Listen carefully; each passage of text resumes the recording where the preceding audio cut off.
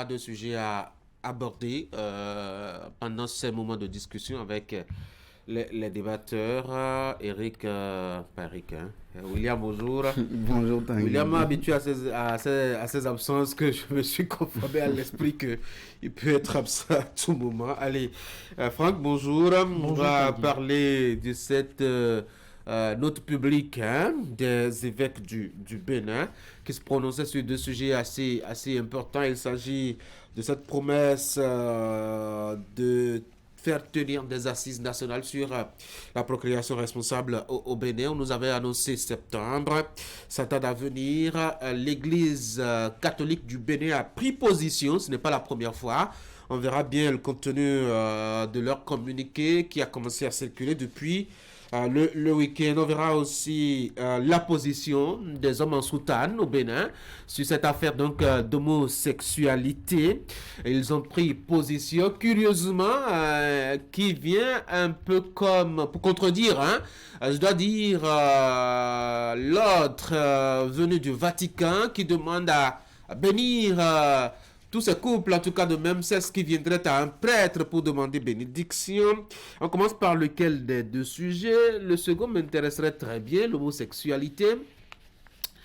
On ne devrait pas se surprendre, Franck, que l'Église dise, bon, nous n'en voulons pas du tout. Pourquoi pas?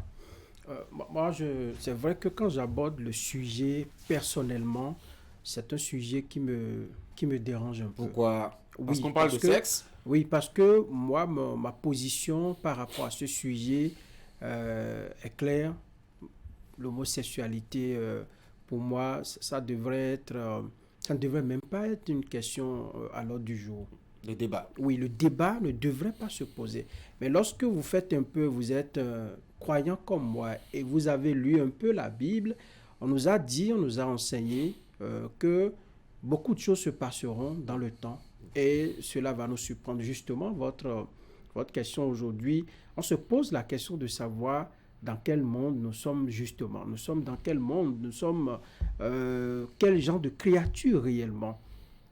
Lorsque vous prenez votre manteau de journaliste, vous êtes obligé de faire la part des choses pour dire que ce débat aujourd'hui a pris une certaine allure avec, ma foi, des lobbies qui se forment, ou même ceux qui prennent position dans le débat.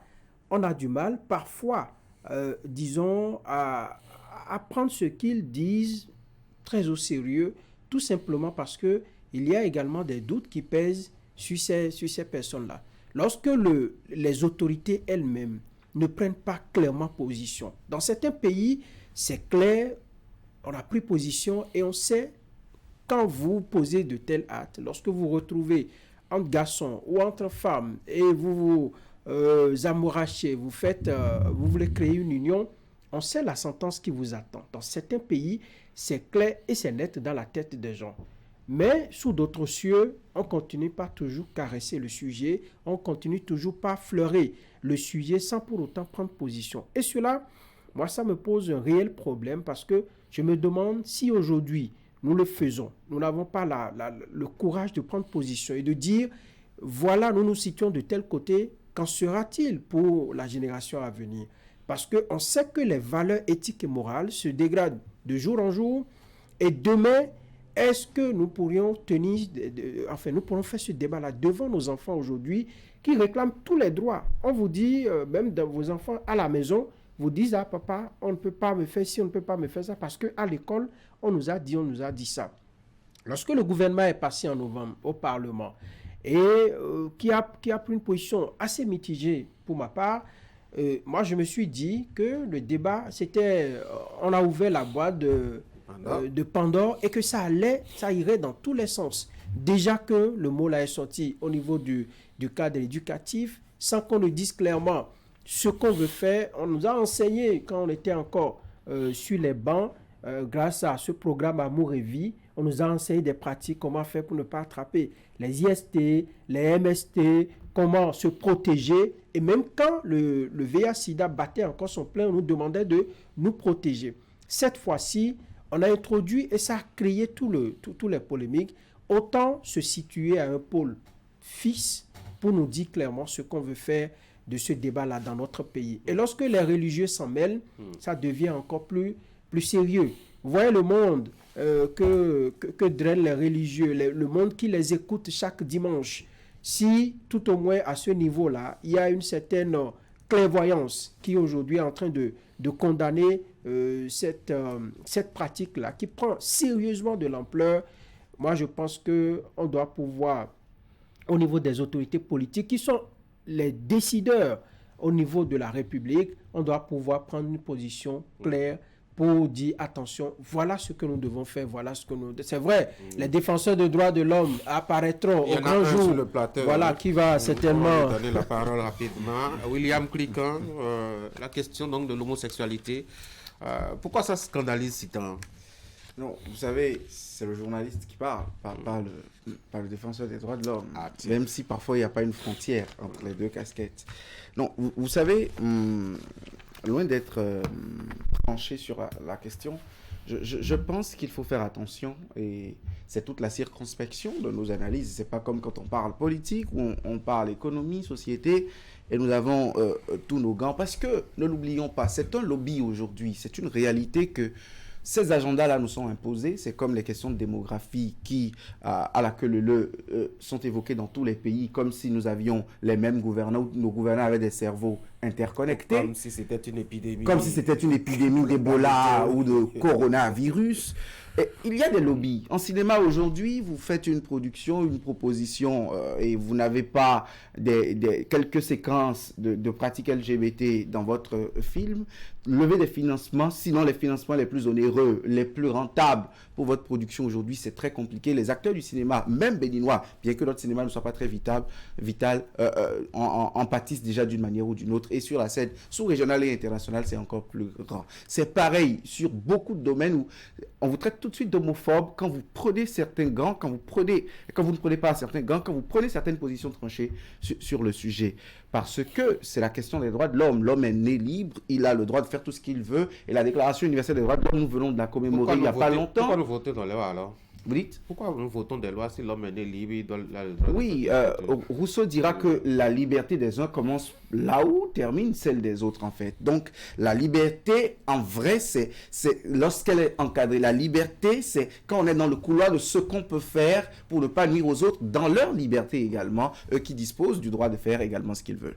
Quand j'ai fini de dire ça, très attaché aux valeurs morales et aux valeurs éthiques que je suis, pour moi, c'est une contre-valeur, l'homosexualité. Et c'est de là qu'on part quand on fait le débat. Est-ce que nous nous positionnons du côté des questions de droits de l'homme en disant l'homme est né libre, il faut qu'il fasse ce qu'il veut. Donc en Ouganda, on peut retirer tous les financements à l'État juste parce que l'État a une politique pénale très restrictive vis-à-vis de l'homosexualité. Donc le Bénin risque, avec cette triplette de lois en faveur des femmes, en faveur des enfants, qui engrangent des points à l'international sur la protection des droits des personnes vulnérables, le Bénin engrange beaucoup de points. Et si un média comme Canal 3, tout aussi crédible qu'il est, laisse des journalistes dire que c'est une contre-valeur l'homosexualité, le Bénin aura des points en moins, et donc des financements nous seront arrachés parce que nos autorités ne voudront pas de ça, des représailles pourraient s'en suivre. Quand c'est comme ça, c'est une autre grille d'analyse. Mais quand on veut se mettre du côté des valeurs éthiques pour dire l'homme est né libre, laissez-le faire ce qu'il fait, même le bon Dieu l'a créé libre, dans son libre arbitre, pour faire tout ce qu'il veut, mais attention, notre société a des valeurs traditionnelles, notre société a des valeurs cardinales qui la gouvernent, attention à ne pas aller dans la dérive, et notamment attention à ne pas laisser les enfants apprendre par mimétisme sur des contre-valeurs, sur des choses que nous promouvons. Quand j'ai fini de dire ces deux choses, je reviens sur l'Église catholique pour dire l'Église aujourd'hui, au lendemain seulement de l'autorisation par le Vatican hier, de la bénédiction. On va revenir sur cette contradiction notoire entre les deux positions. Moi, je suis bien surpris que certains défenseurs des droits de l'homme pensent que les autres n'ont pas le droit aussi d'avoir une position, une opinion. C'est-à-dire que retirer déjà un financement à un pays parce que le pays a élaboré des lois, c'est dénier le droit à ce pays d'avoir ses propres législations. C'est comme si on se pointe...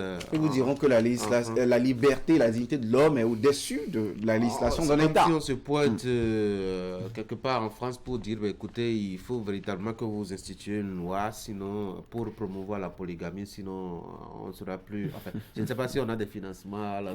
Bon, nos ressources peut-être. On ne vous vend plus le coton. On ne vous vend plus le coton, ou on ne vous vend plus peut-être de l'or ou tout ce que vous voulez. Je crois que ça va les aider à avoir clair dans leurs idées. Mais comment comprendre cette contradiction? Vous avez commencé déjà à évoquer le sujet. Comment est-ce qu'on peut comprendre cette contradiction que c'est au lendemain même de cette décision du Vatican que les prêtres du Bénin se décident à sortir une note? C'est vrai que j'ai essayé de remonter l'origine de la note. J'entends 14 décembre par endroit. Certains m'ont dit que c'est hier. C'est hier seulement que moi je l'ai reçu. Justement que c'est hier que la conférence épiscopale du Bénin a sorti ce communiqué. Je voudrais vraiment mettre le gant de ne pas situer dans le temps l'édition de ce document. Mais je vois une position, le clergé béninois en porte-à-faux avec ce que dit le Vatican seulement hier, c'est-à-dire hors liturgie, on peut bénir un mariage homosexuel. On peut bénir des gens, ils ne disent pas homosexuels, de sexe différent. Un couple de sexe différent. De même sexe, pardon. On a vu la position de l'Église du Vatican venir, avec certaines prises de position du pape François, avec... on présente comme le pape progressiste. Le pape progressiste, le pape un peu moins conservateur. Et pour les questions de droits de l'homme et pour le progressisme, pour la gauche dans le monde, ça applaudit beaucoup. De l'autre côté, il y a les conservateurs, parce que, ne l'oublions pas, parmi ces grands États, France des libertés, grands États des droits de l'homme, il y en a qui sont très conservateurs, qui sont filles aînées de l'Église, qui jusqu'aujourd'hui ne font toujours pas la démarcation entre l'État et l'Église à un certain moment, notamment sur une certaine question de débat public, et donc qui trouvent que c'est une dérive, ou je ne sais pas si dérive est le mot approprié, ce n'est pas bien d'aller dans ce sens. Mais ici au Bénin, le clergé est clair, les évêques sont clairs, il ne faut pas, même en liturgie, ils ne l'ont pas évoqué, il n'y aura pas cette question, et même dans l'éducation, dans le débat public, à l'école, il faut une clarification sémantique, une connotation des mots, il faut une clarification conceptuelle des mots qu'il faut employer, pas parentalité responsable, mais paternité et maternité responsable. Et il ne faut pas parler non plus d'un certain mot d'éducation à la santé sexuelle et reproductive, il faut parler d'éducation morale et sexuelle pour éduquer les gens. On voit un clergé attaché à nos valeurs, attaché à notre société, attaché à ce qu'elle pense, quitte à ce qu'on lui jette toutes les pierres. La démocratie au sein de l'Église catholique, doit-on dire? Oui, c'est la démocratie au sein de l'Église catholique. Ah, oui? On voit le clergé béninois se dissocier.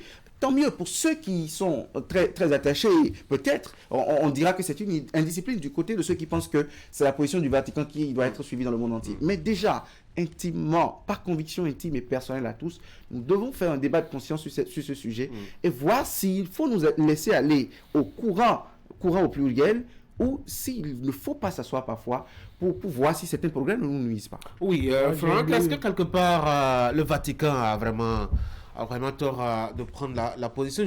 J'ai lu un peu l'argumentaire, et le Vatican qui dit que nous sommes tous des enfants de Dieu, et qu'à ce titre, il n'y a pas d'enfant qui puisse juger un autre enfant devant les lois divines. C'est déjà, je dois dire, un argument assez solide pour permettre à ce que celui qui fait son choix puisse quand même bénéficier de cette bénédiction-là, quitte à en rendre compte devant notre Père commun. Ben, lorsque vous lisez un peu l'argumentaire développé par les évêques du Bénin, ils sont même allés jusqu'à citer des passages de la Bible où Dieu s'est fâché à un moment donné et a détruit Sodome et Gomorrhe et tout. Le garant aujourd'hui disons, des écritures bibliques, celui-là qui doit être à l'avant-garde du respect de ces principes que contient la Bible, je crois que c'est le Saint-Père, c'est d'abord le pape. Mais moi, je trouve que le pape se trouve dans une situation un peu compliquée parce que n'oubliez pas que la promotion de ces valeurs qui, pour moi, sont à bannir, c'est peut-être un peu trop fort, l'homosexualité. Faites attention à ne pas être traité à la fin de cette émission d'homophobe. Non, on en perd un œil. Oui, on en perd des yeux. On en perd des yeux. Moi, je ne le fais pas du tout. On en perd des yeux. Je dis que c'est l'opinion reste l'opinion. Quitte à ce que, bon, c'est vrai que dès que vous commencez à dire, écoutez, faisons attention, c'est homophobe. Moi, je n'ai pas peur, comme homophobe. J'espère juste que mon salaire ne va pas diminuer. Parce que je ne suis pas allé chez Oui. ces gens-là pour les frapper de coups de fouet. Je dis, moi, c'est mon opinion et je l'assume.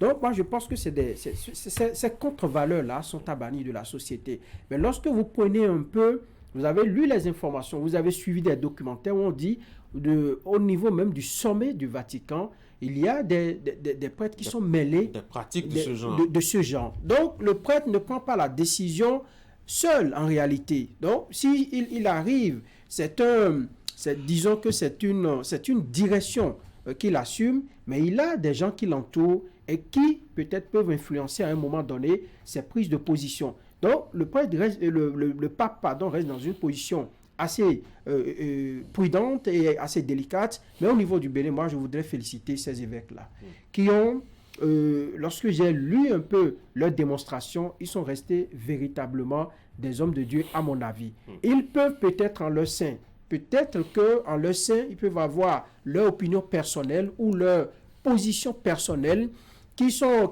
en faveur de ces contre-valeurs-là, de ces personnes qui se marient aujourd'hui entre sexes de même nature, mais officiellement, ils disent ce n'est pas bon, nous sommes dans la mauvaise direction. Je ne vois pas un certain Monseigneur Pascal Louko de Paracourt soutenir ces aberrations-là. Je ne vois pas des gens que moi je connais et qui défendent bien, qui nous enseignent la parole biblique. Et moi, je voudrais saluer ces évêques-là. Maintenant, il faut aller au-delà. Mais si vous voyez... au-delà en faisant quoi? Oui, il faut aller au-delà et sensibiliser les fidèles dans les chapelles et leur enseigner ces valeurs-là que nous sommes en train de perdre. Est-ce que les gens écoutent encore ce que disent les prêtres ce sont des valeurs qu'on a importées en réalité.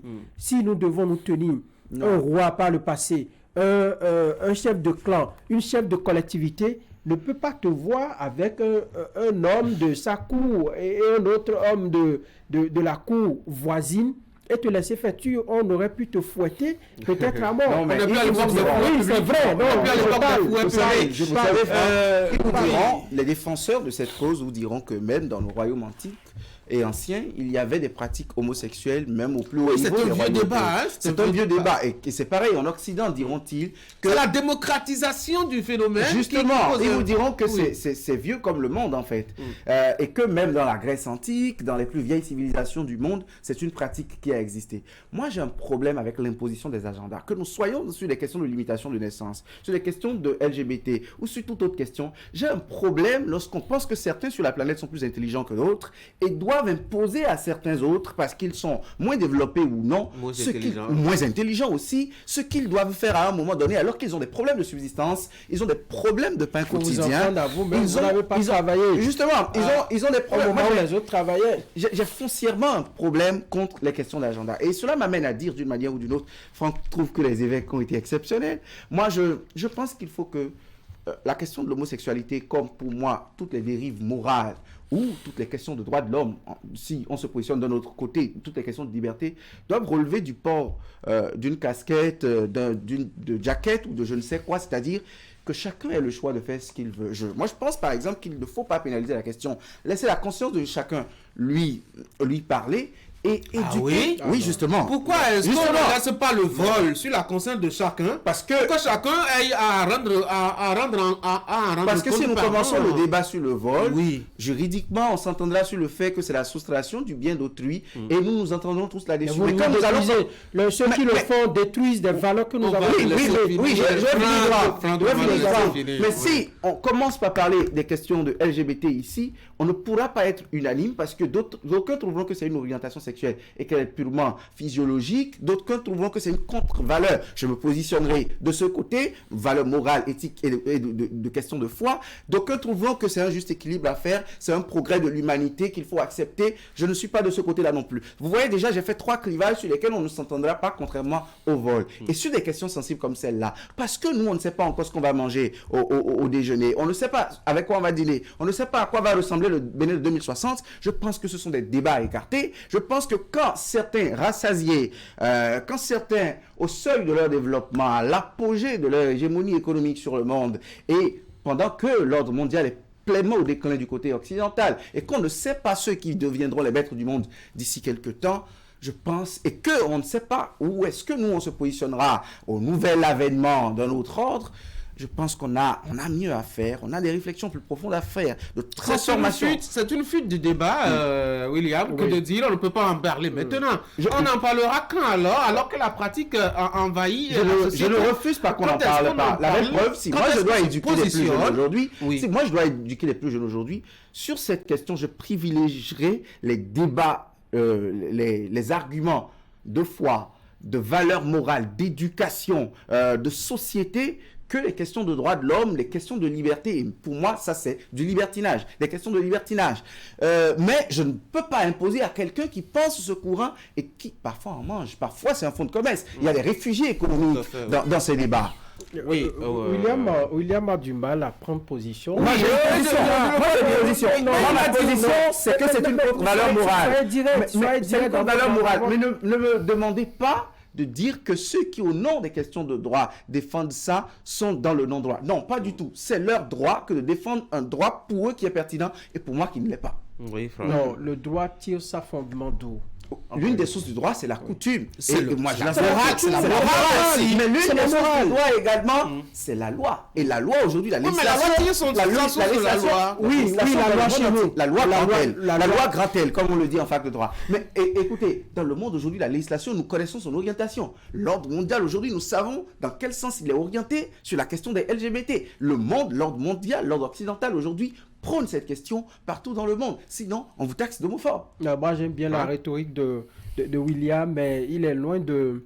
William est loin de me convaincre. Moi, je voudrais qu'on prenne position. Vous avez vu les évêques, ils ont dit clairement que ça n'est pas une chose à... Oui, mais ma position n'est pas loin des évêques. Les évêques, par exemple, les homosexuels en tant qu'hommes ont une dignité, mais c'est la pratique qui est à bannir. William, on va permettre quand même à ce que Franck... La pratique leur fait perdre leur dignité, justement. Donc, ils n'ont plus, ces personnes n'ont plus véritablement de dignité. Moi, à mon avis, je pense que le débat, il faut le faire, et le débat, il faut le faire en prenant position et en nous évitant, c'est un drame qui se joue, je vous assure. Oui, c'est un drame qui se joue. Imaginez demain, vous êtes à la maison, tout vieux, sans énergie, votre enfant débarque avec un autre garçon, pour vous dire, mais papa, je viens te présenter mon conjoint.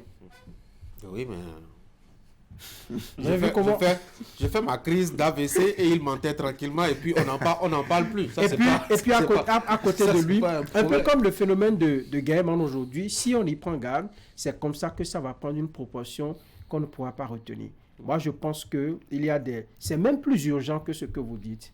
Si vous devez manger et si vous devez vous habiller décemment, vous devez avoir de l'argent dans la poche et autour de vous, rien ne se respecte en termes de valeurs morales, en termes de valeurs éthiques que nous avons cultivées, qui font un peu la particularité même de l'Afrique.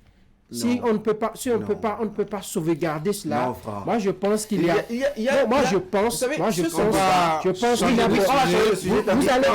Quand j'aurais ajouté ceci, vous voyez par exemple, le multipartenariat dans le couple.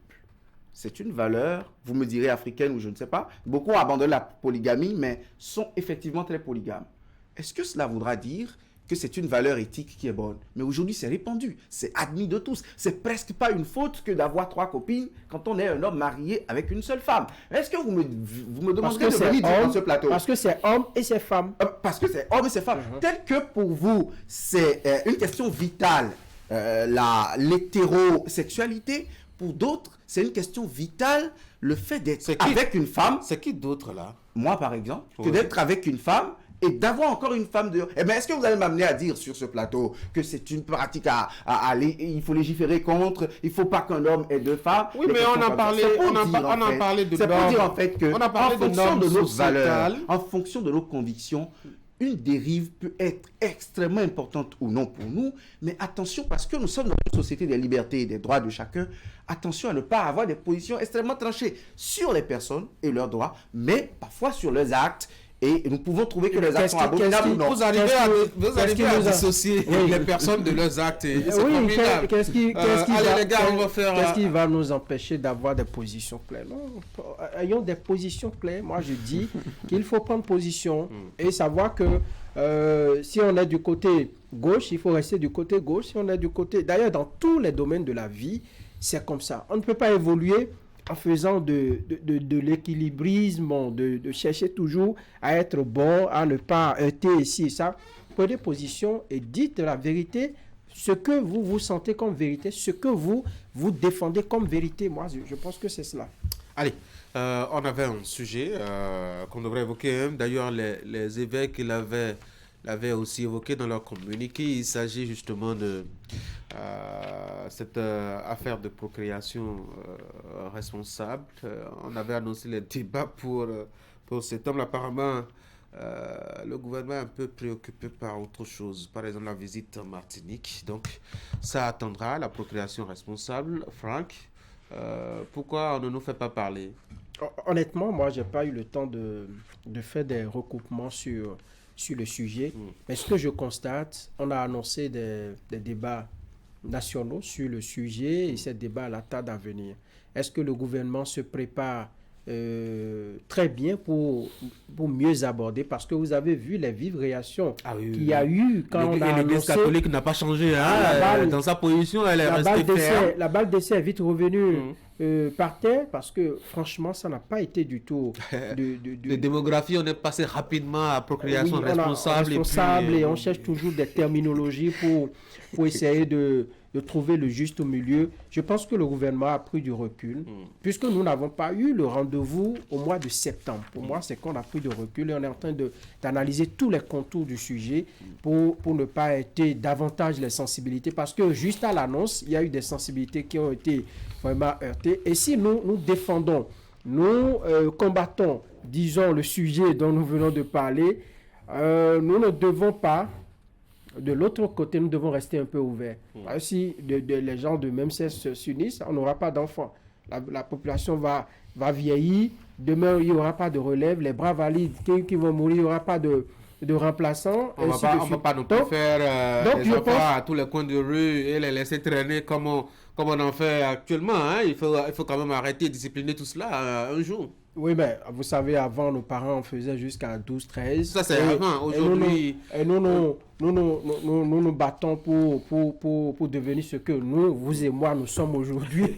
Bon, même s'il faut changer de fusil d'épaule, même s'il faut changer de pratique, moi, je pense qu'il faut faire le débat de sorte à demander aux gens de réduire en fonction de leurs moyens. Il faut travailler la tête des Béninois.